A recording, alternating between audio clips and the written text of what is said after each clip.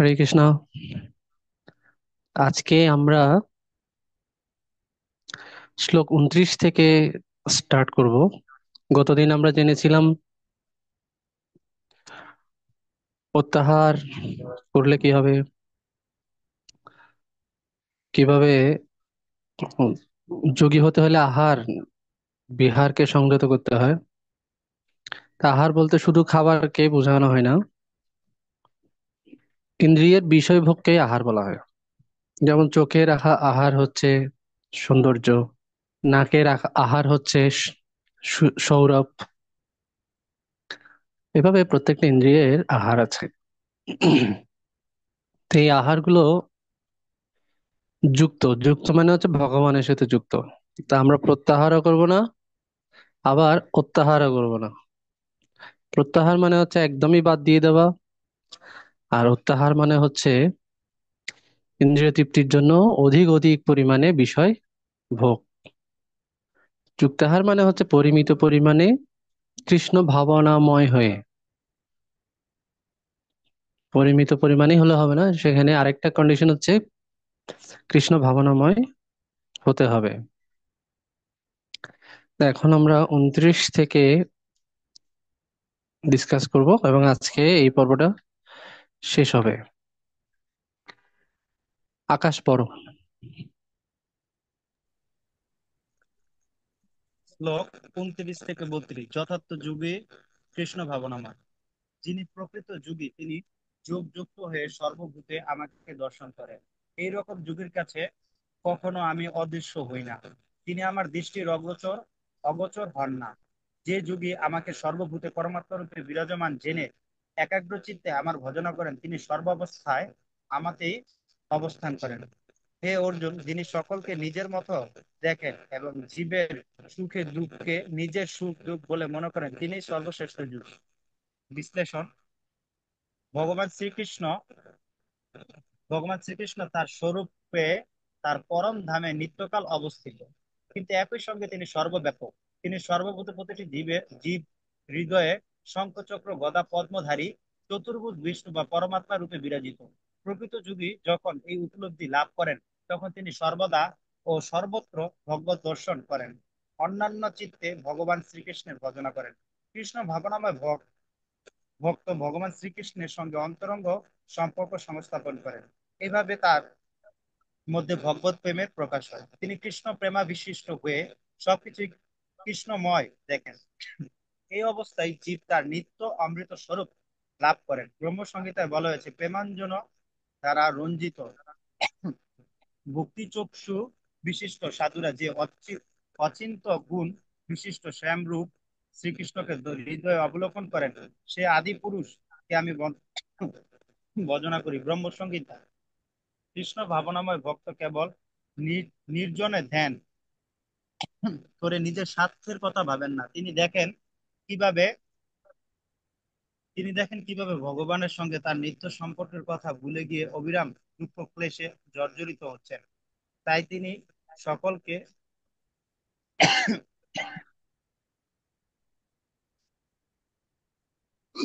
কৃষ্ণ ভাবনাময় অমৃতময় আনন্দ আস্বাদন করতে চান। তিনি কোনো জীবকে হিংসা না করে সকলের কল্যাণে ভূতি হন। তিনি সকলকে ভগবত ভক্তি লাভের মাধ্যমে জড়বন্ধন হতে মুক্ত হতে উৎসাহিত করেন। সেই জন্য মনে প্রাণে তিনি প্রাণপণে কৃষ্ণ ভবনামৃত প্রচার করেন। তাই তিনি হচ্ছেন সর্বশ্রেষ্ঠ যোগী, পরোপকারী, ভগবানের প্রিয়তম সেবক। শ্রীকৃষ্ণ বলেছেন, কৃষ্ণ ভাবনা প্রচারকারী ভক্তের জন্য যে ত্রিভুবনে আমার প্রিয় আমার কেউ নেই। ন চ তস্মান তস্মান ন শিশু কশ্চিন প্রিয় কীর্তিত।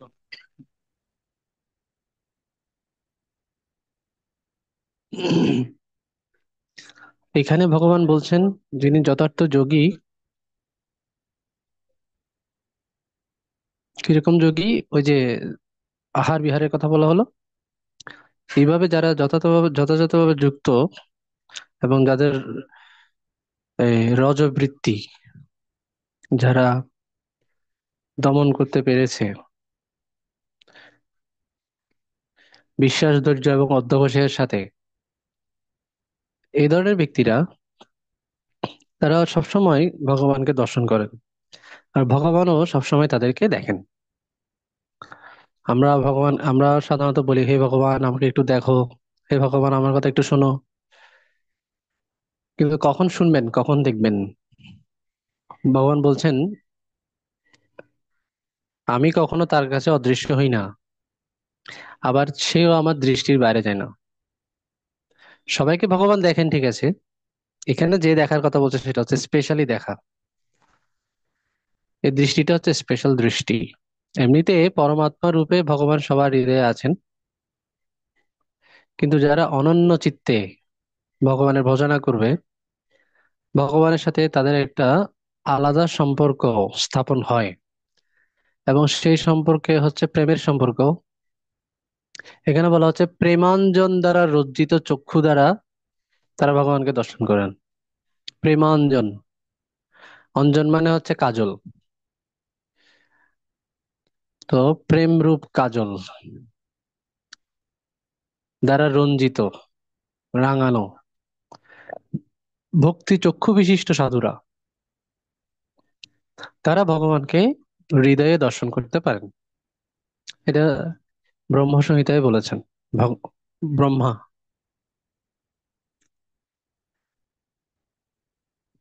তো এইভাবে তারা ভগবানকে দর্শন করেন কোথায়? হৃদয়ে। কারণ তারা বুঝতে পারে যে ভগবান পরমাত্মা রূপে আমার হৃদয়ে আছেন। আমাদের প্রত্যেকের হৃদয়ে দুটো আত্মা, একটা হচ্ছে আমি স্বয়ং, আর একটা হচ্ছে পরমাত্মা। একটি গাছে দুটি পাখির মতো উদাহরণটা দেওয়া হয়েছিল, উপমাটা দেওয়া হয়েছিল। এরপরে বলা হচ্ছে সকলকে নিজের মতো দেখেন।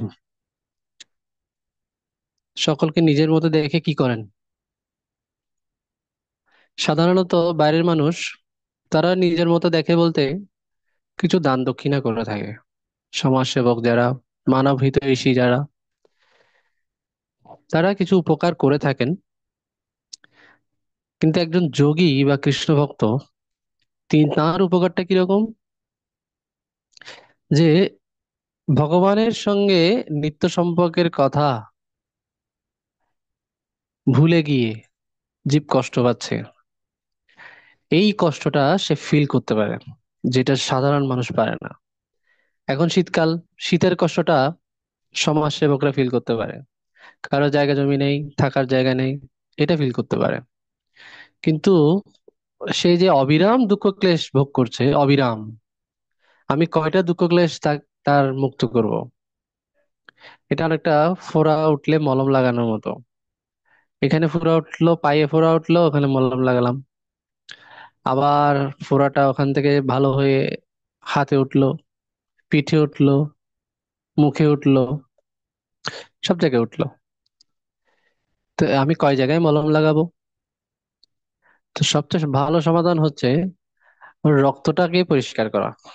তাহলে আর কোথাও ফোসকা বা আহ, কোনো ধরনের ঘা হবে না, কোনো ধরনের ফোড়া উঠবে না। তো একজন কৃষ্ণ ভক্ত তিনি স্থায়ীভাবে একজন জীবের দুঃখটা বুঝতে পারেন। আর যারা তথাকথিত মানব সেবক আছেন, তারা একটা সেবা করছেন, সেটা দেহের সেবা, এবং জীবের দুঃখ কষ্টটা তারা দৈহিকভাবে বুঝতে পারছেন। তো এখানে সকলকে নিজের মতো দেখেন মানে হচ্ছে যে আত্মার স্তর থেকে প্রত্যেক জীবের সুখ দুঃখটাকে তারা অনুভব করতে পারে। জীবের সুখ দুঃখটা তখন তিনি নিজের সুখ দুঃখ বলে মনে করেন।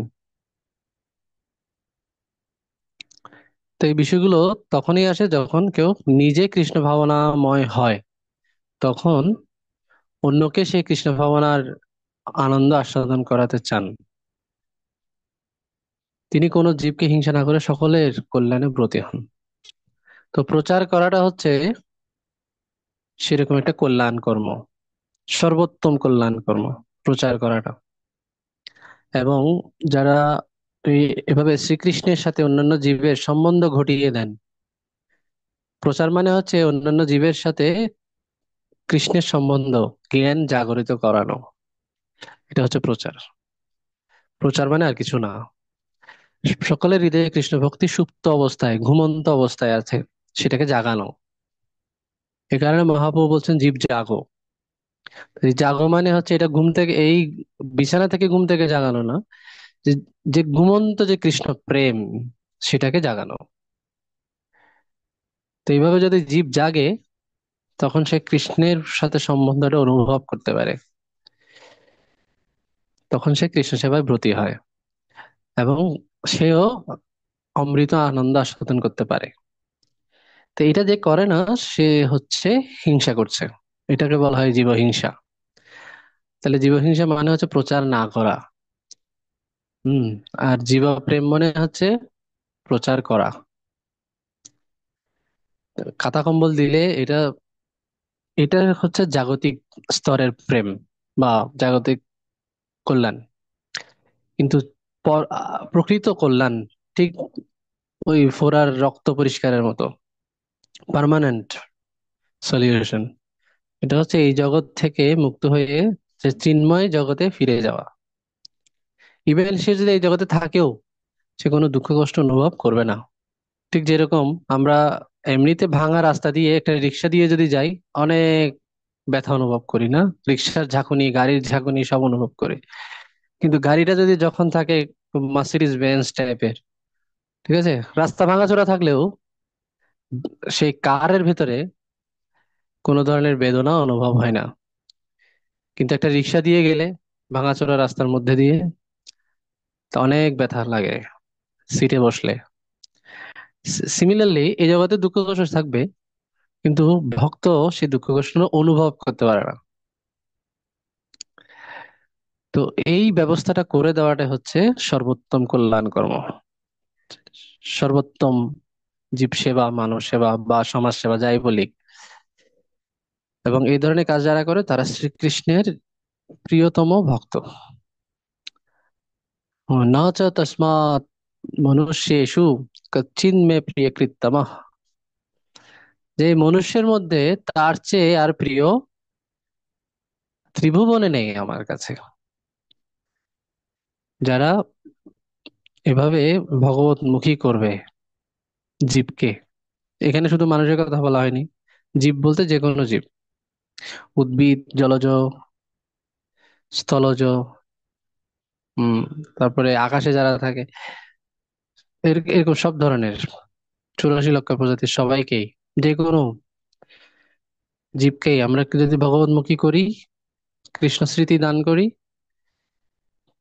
সেটাই প্রচার। এবং ভগবান তাকে খুব পছন্দ করেন সেই ধরনের ভক্তকে, যারা অন্যের কৃষ্ণ ভাবনামৃতের জন্য চিন্তা করেন, সচেষ্ট থাকেন। 33 থেকে 34, চৈতি। শ্লোক 33 থেকে 34। যোগ সাধনা অর্জুনের অক্ষমতা, মন অতি চঞ্চল। তখন অর্জুন বললেন, হে মধুসূদন, তুমি যে যোগ উপদেশ করলে তা আমার পক্ষে সাধন করা সম্ভব বলে মনে হচ্ছে না। কারণ, হে কৃষ্ণ, মন অত্যন্ত চঞ্চল ও প্রবল বিক্ষোভ সৃষ্টিকারী।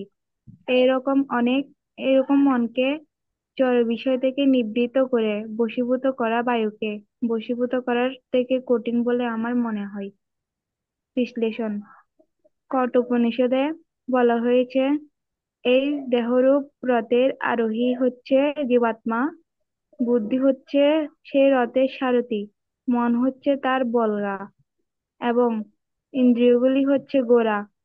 বুদ্ধির নির্দেশে মন পরিচালিত হওয়া উচিত, কিন্তু মন এত অসংযত ও শক্তিশালী যে তা বুদ্ধির উপরও প্রভাব বিস্তার করে, তাকে আচ্ছন্ন করে। মনকে সংযত করা অত্যন্ত কঠিন, এমনকি বেগবতী বায়ুর থেকেও বাসনাতাড়িত অস্থির মনকে বশীভূত করা কঠিন।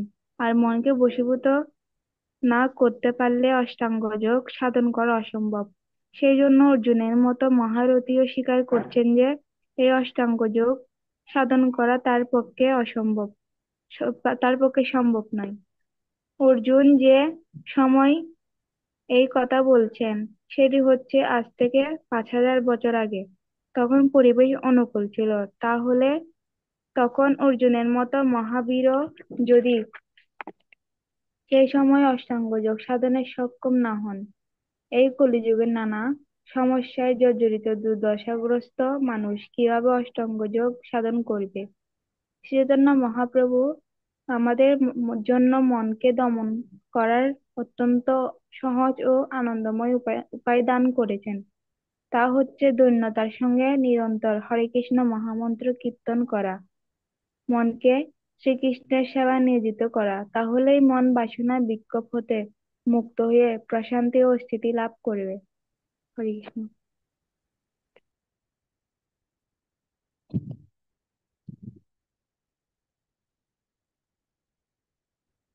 এই যোগের কথা শুনে অর্জুন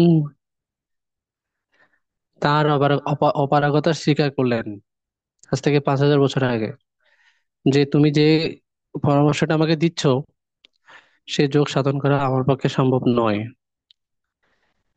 হৃদয়ে পরমাত্মার ধ্যান করা আমার পক্ষে সম্ভব না, সম্ভব বলে মনে হচ্ছে না। কারণ মন হচ্ছে অত্যন্ত প্রবল, চঞ্চল, প্রবল বিক্ষোভ সৃষ্টিকারী। মনের কিছু বৈশিষ্ট্য অনিয়ন্ত্রিত মনের, এগুলো হচ্ছে অনিয়ন্ত্রিত মনের বৈশিষ্ট্য, স্বভাব। এরকম স্বভাব, চঞ্চলং হি মনঃ কৃষ্ণ প্রমাথি বলবৎ দৃঢ়ম। চঞ্চলম প্রথম স্বভাব। চঞ্চলম মানে কি? কোনো একটাতে স্থির থাকে না। আজকে এটা পছন্দ, কালকে এটা পছন্দ। আমাদের সবারই এখন যদি সেই বাটন মোবাইল দিয়ে দেওয়া হয়, যে স্মার্টফোন ছেড়ে দাও, বাটন মোবাইল দিয়ে ব্যবহার করো, ভালো লাগবে না। কারণ আমাদের আস্তে আস্তে চয়েস চেঞ্জ হচ্ছে। একটা কাজ অনেকদিন ভালো লাগে না, একটা গান অনেকবার শুনতে ভালো লাগে না। কোনোটাতে স্থির থাকি না।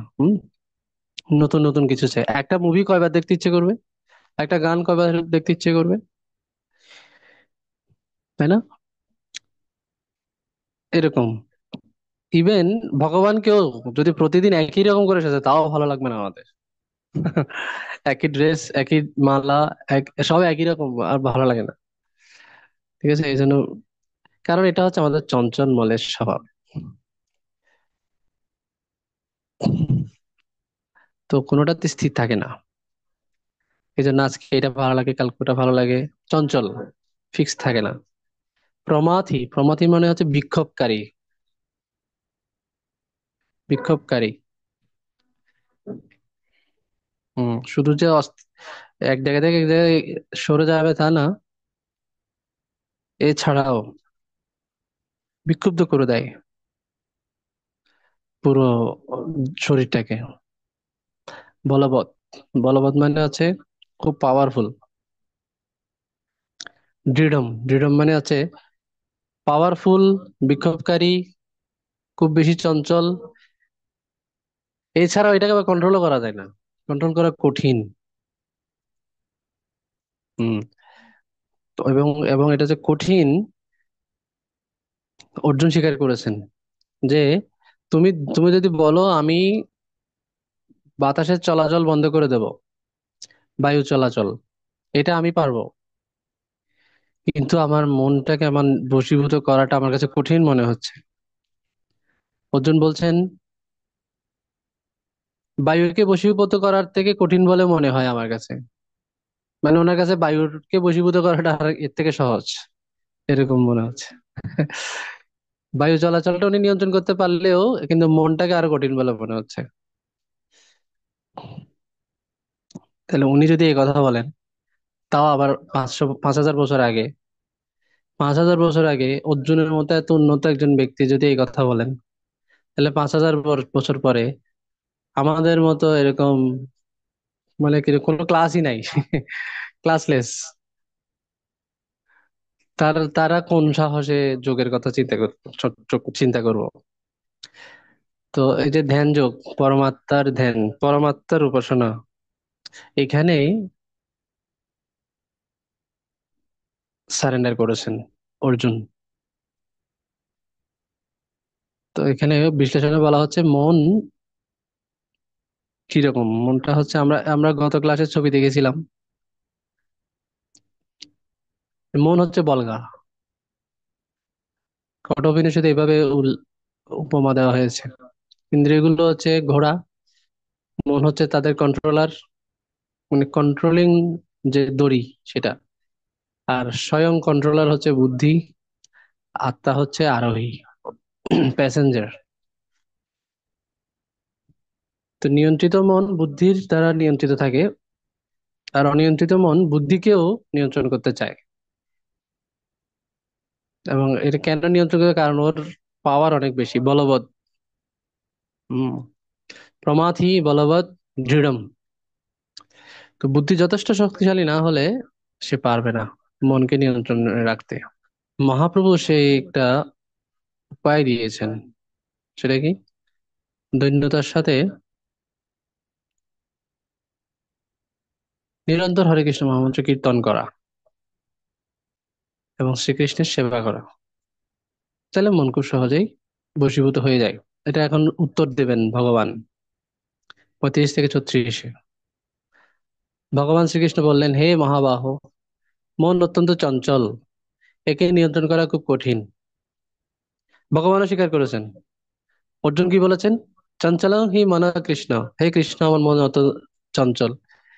ভগবানও বলছেন, yes, you are right, I agree with you. মন অত্যন্ত চঞ্চল, একে নিয়ন্ত্রণ করা খুব কঠিন।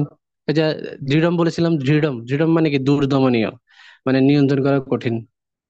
ভগবান বলছেন, হ্যাঁ, ইয়েস, এটাও ঠিক, নিয়ন্ত্রণ করা খুব কঠিন। তবে কঠিন কিন্তু অসম্ভব না। অসম্ভব না। কিভাবে সম্ভব?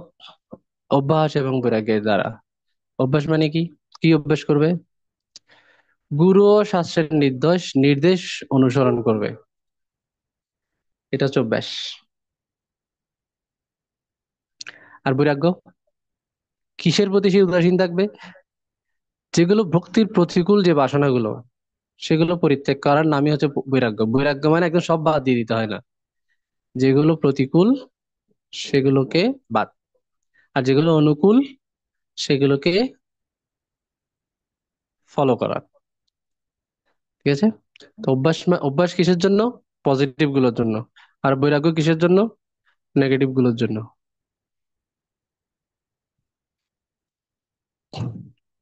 অনুকূল গুলো অভ্যাস করবে, আর বাদ দিবে কোনগুলো? প্রতিকূল, যেগুলো ভক্তির জন্য প্রতিকূল, যা তা বর্জন করবে। অনুকূল যা তা অর্জন করবে, তাতে সংকল্প করবে। ঠিক আছে? তো এখানে বিশ্লেষণে বলা হচ্ছে, নিষ্ঠার সাথে যখন এই কথা এইভাবে করবে, তখন শ্রীকৃষ্ণের প্রতি আসক্তি আসে এবং জড় বিষয়ে বৈরাগ্য আসে।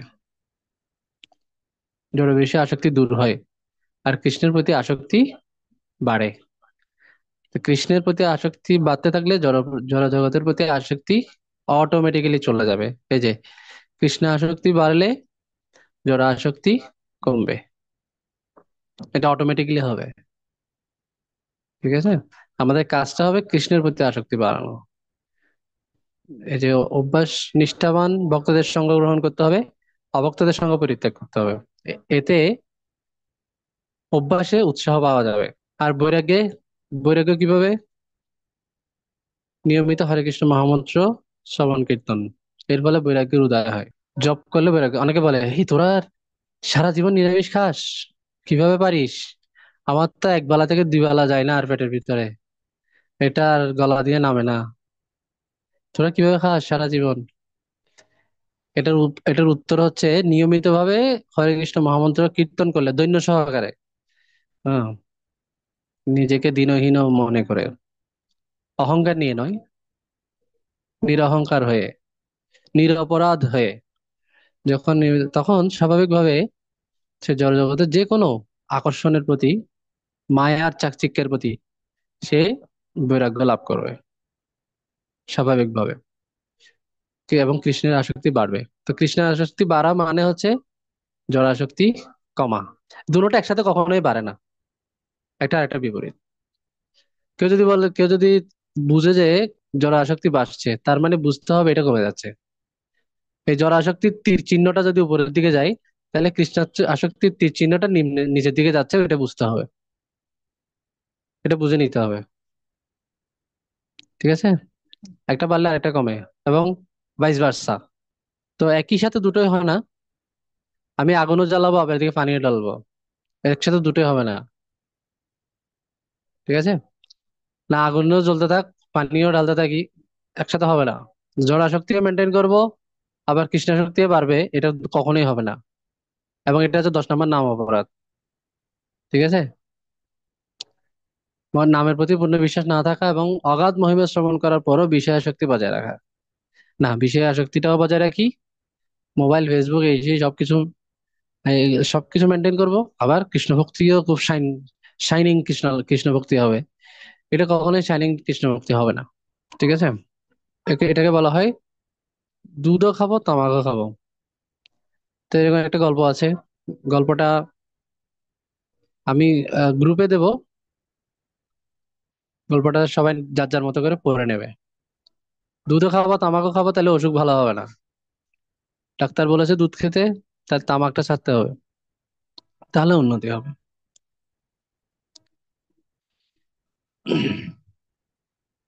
এরপর অর্জুন আরেকটা প্রশ্ন করেছেন। অর্জুনের আরেকটা প্রশ্ন কি, যে হে কৃষ্ণ, কেউ যদি শ্রদ্ধা সহকারে এই আত্ম উপলব্ধির পন্থা গ্রহণ করেন এবং অনুশীলন করতে থাকেন, কিন্তু পরবর্তীকালে আসক্তির ফলে এই পথ থেকে বিচ্যুত হন এবং পূর্ণ সিদ্ধি অর্জন করতে না পারেন, তাহলে তার কি গতি হয়? হে কৃষ্ণ, সেই ব্যক্তি কি জাগতিক ও পারমার্থিক উভয় সাফল্য থেকে বঞ্চিত হয়ে ছিন্ন মেঘের মতো একেবারে হারিয়ে যায়? হে কৃষ্ণ, কেবল তুমি আমার এই সংশয় দূর করতে পারো, আর কেউ নয়। তাই দয়া করে সম্পূর্ণরূপে এই সন্দেহে নিরসন করো।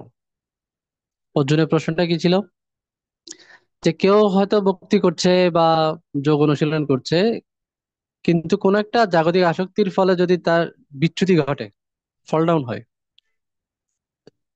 পূর্ণসিদ্ধি অর্জন করার আগেই, তাহলে কি তার সব লস? সে তো জাগতিক কিছুই পেল না, আবার পারমার্থিক কিছুও পেল না। ওইদিকে এদিকেও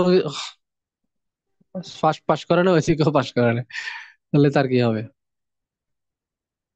সে কি ছিন্ন মেঘের মতো একেবারে হারিয়ে যাবে, নাকি এখানে কিছু থাকবে? কোনো রেজাল্ট কি আছে?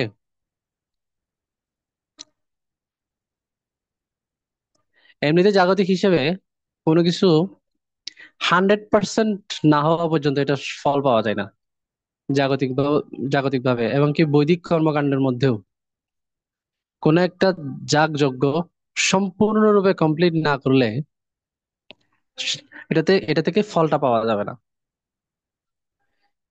কিন্তু কৃষ্ণ ভক্তিটা বা যোগ অনুশীলন গুলোর কি এইরকম?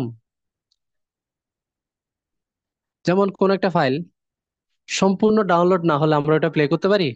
কোন একটা গান পুরো ডাউনলোড না হলে 100%, 50% ডাউনলোড হয়ে যাচ্ছে, 50% চালাই, এরকম পারি না। বা এসএসসি পরীক্ষা দিলাম, এইচএসসি পরীক্ষা, যে পরীক্ষায় দিই, হম সবগুলো সাবজেক্টে পাস না করলে কি সার্টিফিকেট দিবে? দিবে? অটো পাস করলেও তো সবগুলোতে পাস দেখাতে হয়। ঠিক আছে, যদি অটো পাসও দেই, তাও দেখাতে হবে কি সবগুলোতে পাস। হুম, তাহলে একটা রেজাল্ট পাওয়া যাবে। না আমি 2-4টা সাবজেক্টের পরীক্ষা দিলাম, আরগুলো দিলাম না, আমাকে এইভাবে একটু সার্টিফিকেট দিয়ে দেন, দেবে? এসএসসি সার্টিফিকেট, এইচএসসি সার্টিফিকেট ওভাবে দেবে? কোনো সার্টিফিকেটই দেবে না। 100% শেষ করতে হয়, তারপর এটাতে সিদ্ধি লাভ হয়, ওটার একটা ফল ধরে। কিন্তু তো এইভাবে এখন কেউ যদি সবগুলো পরীক্ষা দিতে না পারে, তাহলে ওকে ওই শেষ, ওকে আবার পরীক্ষা দিতে হবে, আবার 1 বছর অপেক্ষা করতে হবে। তার মানে 1 বছরের জন্য সে বাদ পড়ে গেল। তো অর্জুন প্রশ্ন করছেন, যোগানুশীলনের ক্ষেত্রে কি এরকম, যে সে কি বাদ পড়ে যাবে, ছিন্ন মেঘের মতো হারিয়ে যাবে? ভগবান কি বলছেন, এখানে একটা কথা বলা হচ্ছে, বিচ্যুত জাগতিক আসক্তির ফলে এই পথ থেকে বিচ্যুত। জাগতিক আসক্তিগুলো কি? এই জাগতিক আসক্তিগুলো হচ্ছে এগুলা: ধন, জন, যশ, ইন্দ্রিয় তৃপ্তি প্রভৃতি অস্থায়ী মায়িক বিষয়ের আকর্ষণে পদস্খলনের সমূহ সম্ভাবনা থাকে। কারণ অর্জুন আগেই বলেছেন এটা কঠিন, এই রাস্তাটা কঠিন। ভগবান বলছেন আরে পারবে পারবে, অভ্যাস হবে বৈরাগ্যের দ্বারা। বলছে তাও তো সমস্যা আছে এখানে, তো পদস্খলনের বিষয়াদি আছে, বিচ্যুত হতে পারে। সেক্ষেত্রে কি হবে? সেই ক্ষেত্রে ভগবান উত্তর দিচ্ছেন। ভগবান শ্রীকৃষ্ণ বললেন, এই পার্থ, যিনি কল্যাণকর পারমার্থিক পথ অবলম্বন করেছেন পুণ্যসিদ্ধি না পেলেও তার কখনো অধোগতি হয় না। প্রথম হচ্ছে সে নিচের দিকে নামবে না, যেভাবে আছে সেভাবে সেখান থেকে সে স্টপ করতে পারবে, মাইনাস হবে না। অ্যাকাউন্ট খালি হয়নি, থাকবে। কিন্তু আপনি জাগতিক পিএইচডি করলে, মনে করো আকাশ গত জন্মে পিএইচডি করেছিল, এই জন্মে কি আবার সেই সরে সরে থেকে এবিসিডি থেকে শুরু করতে হবে। আগে সেই পিএইচডি সার্টিফিকেট কোনো কাজে আসবে না।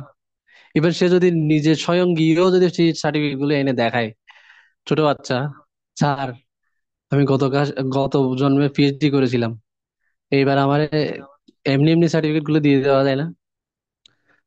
স্যার বলবে এই বাচ্চাটার মাথা খারাপ হয়ে গেছে, ওকে তাড়াতাড়ি ভর্তি করাও, প্রলাপ বকছে, এরকম বলবে।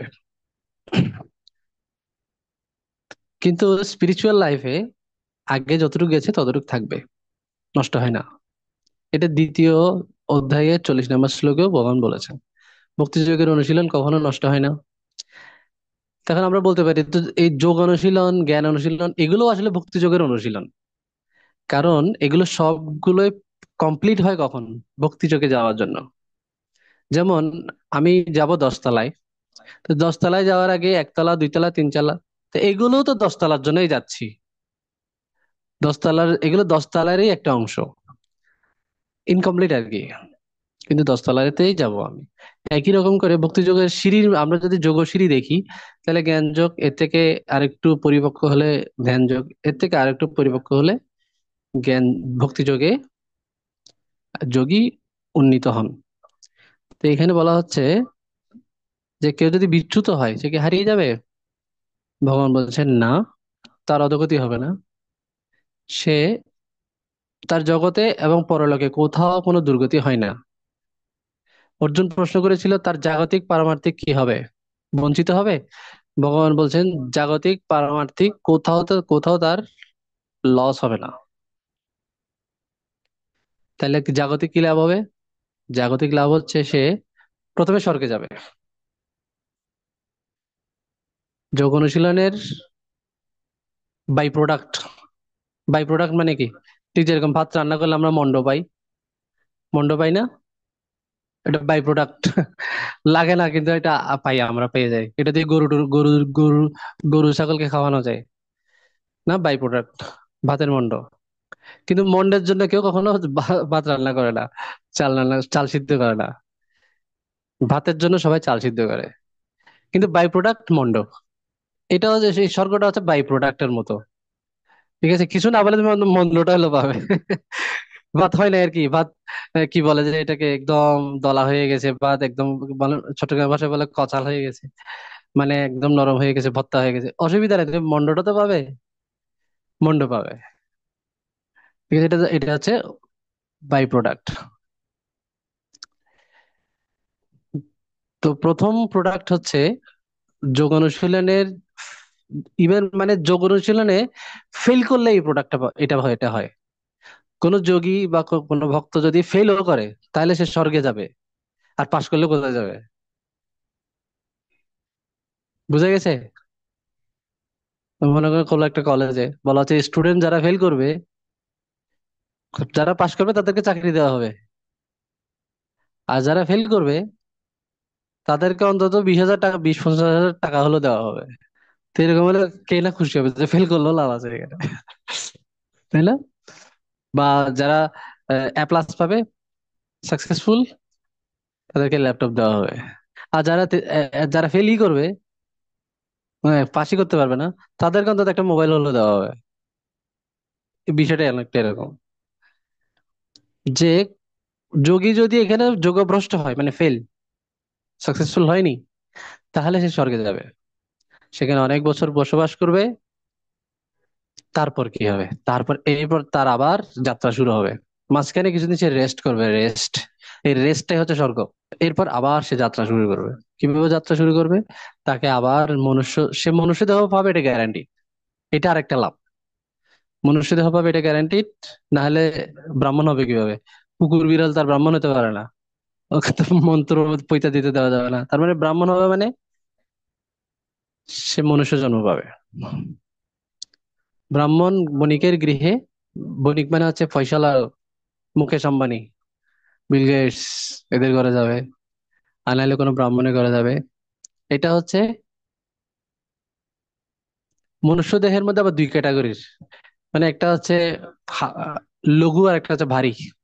মানে লঘু বেনিফিট, ঠিক আছে, আর একটা হচ্ছে heavy benefit. Light benefit, heavy benefit. Light বেনিফিটটা কি? সে কোনো একটা ব্রাহ্মণ বা ধনী গৃহে জন্মগ্রহণ করবে। আচ্ছা, আর হেভি মানে আরো যারা আছে না অনেকে, মানে মনে করো কোন একটা স্টুডেন্ট দুইটা পরীক্ষা দিয়ে আর পরীক্ষা দেয় নাই, আবার কোন একটা স্টুডেন্ট 6-7টা পরীক্ষা দিয়ে আর পরীক্ষা দেয় নাই। দুইজনের কি ক্যাটাগরি সমান নাকি? কাকে পাশ করে দেওয়া যায়? মানে পাশ করে দেওয়ার ক্ষেত্রে বেশি সহানুভূতি কাজ করবে?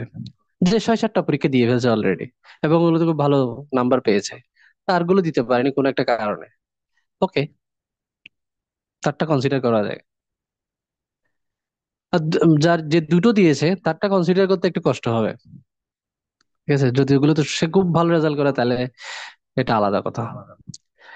তো যারা যোগভ্রষ্ট হয়েছে, কেউ আছে যোগের রুক্ষ অবস্থায়, মানে একদম প্রাথমিক অবস্থায় ভ্রষ্ট হয়েছে, এই বলে কিছুদিন আসলো, জব টপ করে এরপরে ফল ডাউন করে। আবার কিছু কিছু ব্যক্তি আছে 30-40 বছর 50 বছর পরে গিয়ে ফল ডাউন করেছে।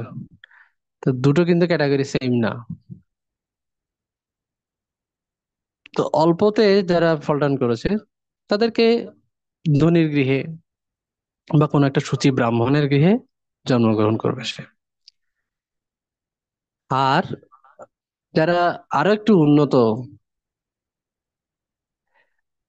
অবস্থায় যোগভ্রষ্ট হয়েছে, তারা তারা জ্ঞানবান যোগীগণের কুলে বা বংশে তারা জন্মগ্রহণ করবে। তারা কোন একটা আধ্যাত্মিক পরিবারে জন্মগ্রহণ করবে, মানে যাদের ঘরে অলরেডি কোনো বৈষ্ণব আছে, বড় যোগী আছেন, তাদের ঘরে জন্মগ্রহণ করবে। মানে ওখান থেকেই তারা সব পেয়ে যাবে, একদম সিদ্ধি লাভের সব পেয়ে যাবেন।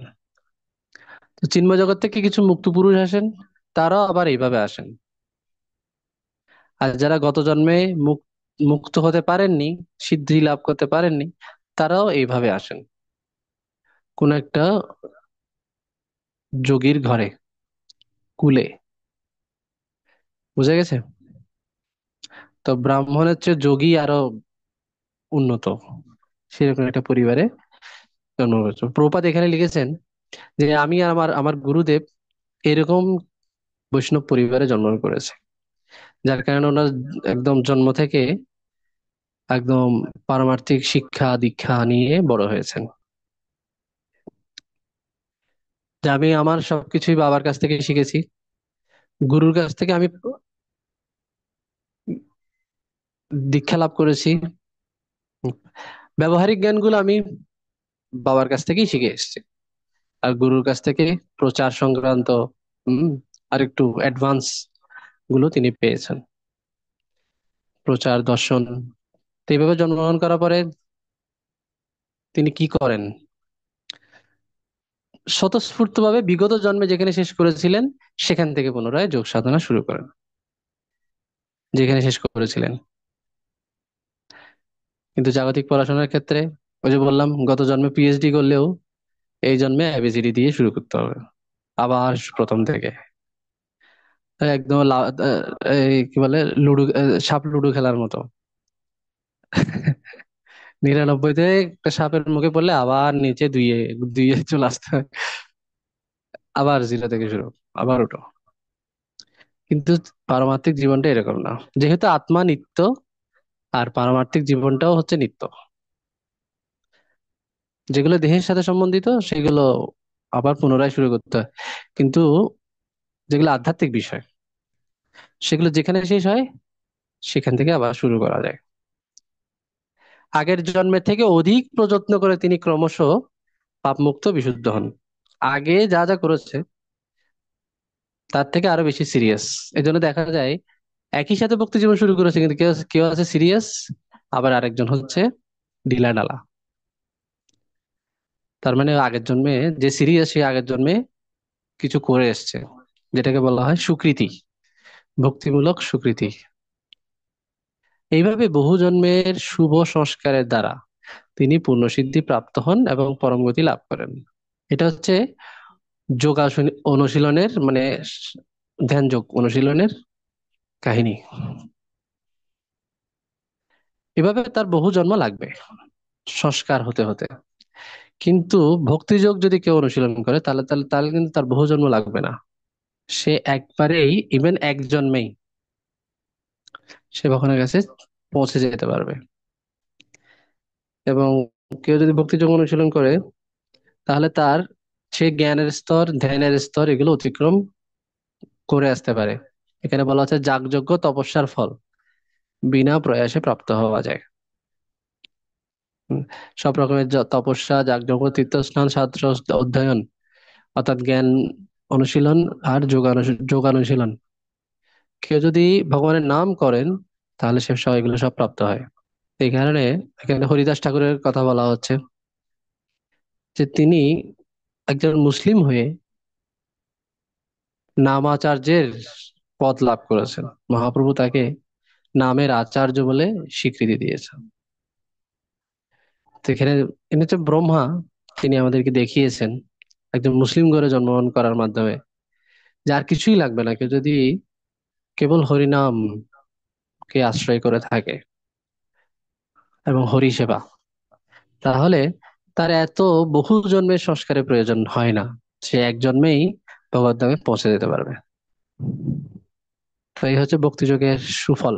আমরা সাতত্ব কোর্সে পড়েছিলাম, ভক্তিযোগ মানে হচ্ছে একদম সরাসরি কোথায়, লিফটের মতো, একতলা দুইতলা তিনতলা এভাবে না, ডাইরেক্ট লিফট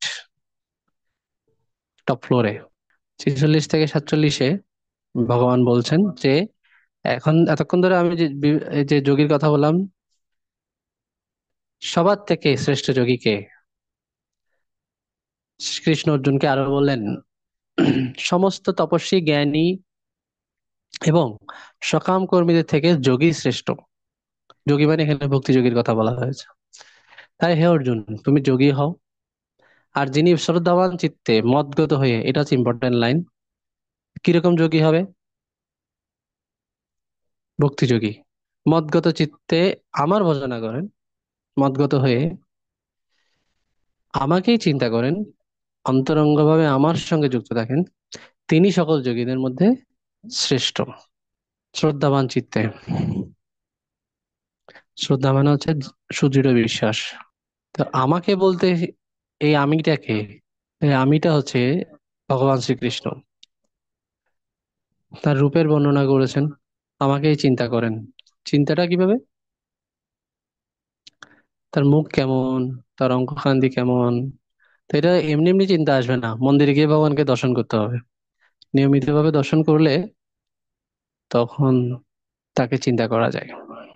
ওকে, এই ভক্তিযোগের মূল বিষয়টা হচ্ছে গুরুর সান্নিধ্যে, গুরুর প্রতি ঐকান্তিক ভক্তি সহকারে